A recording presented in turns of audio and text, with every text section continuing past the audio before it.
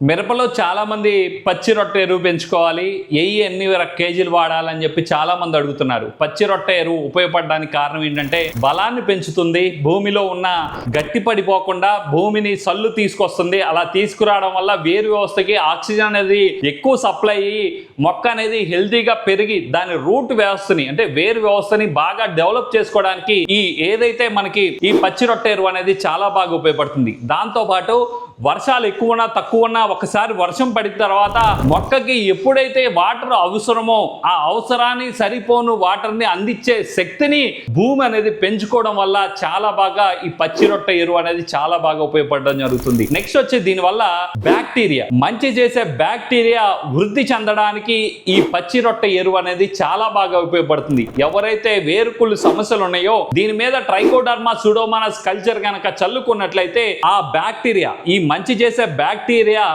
ఆహారంగా తీసుకొని చెడు చేసే బ్యాక్టీరియాని మొత్తం కూడా చంపడానికి పచ్చి రొట్టె ఎరువు అనేది చాలా బాగా ఉపయోగపడుతుంది. మొక్క అనేది మీరు పచ్చి రొట్టె ఎరువు ఒక్కసారి చల్లుకోవడం వల్ల చాలా ఉపయోగాలు ఉన్నాయి. మనకి తెలియకుండా గతంలో ఏంటి అంటే పశువులు ఎప్పుడు కూడా పొలాల మీద తిరిగి పశువుల ఎరువు వల్ల లేదంటే గనక గొర్రెల వల్ల లేదంటే పశువుల వల్ల అనేక రకాలుగా భూమి అనేది గుల్లబారిపోయి ఉంటుంది. ఇవాళ చాలా విలేజెస్ లో చూస్తే ఎండాకాలం పొలం మీదకి వెళ్తే ఎక్కడా కూడా ఒక పశువు కూడా పేడ వేసిన పరిస్థితులు అయితే గనక కనిపించట్లేదు. సో ఇలాంటి పరిస్థితుల్లో మనం డిఏపీలు యూరియాలు అన్ని రకాలుగా వాడి అతిగా తేమలు అనేది పెట్టి ఎప్పుడైతే ఎక్కువగా నీళ్లు కడతా ఉన్నామో భూమి అనేది అట్టగట్టిపోవడం జరుగుతుంది. దీనికి గుల్లబారి పెరగడానికి ఖచ్చితంగా కూడా పచ్చి రొట్టె ఎరువు అనేది చాలా బాగా ఉపయోగపడుతుంది. ఇది కనీసం 40 నుంచి 45 రోజుల్లో రోటావేటర్ కనుక ఇంత హైట్ పెరిగిన తర్వాత రోటావేటర్ కనుక కొట్టుకున్నట్లయితే మంచి రిజల్ట్ అయితే ఖచ్చితంగా ఉంటుంది. దీనికి కావాల్సింది జీలుగులు కొంతమంది అడుగుతున్నారు. జీలుగుల కంటే జనుములు అనేది ఒక ఎకరానికి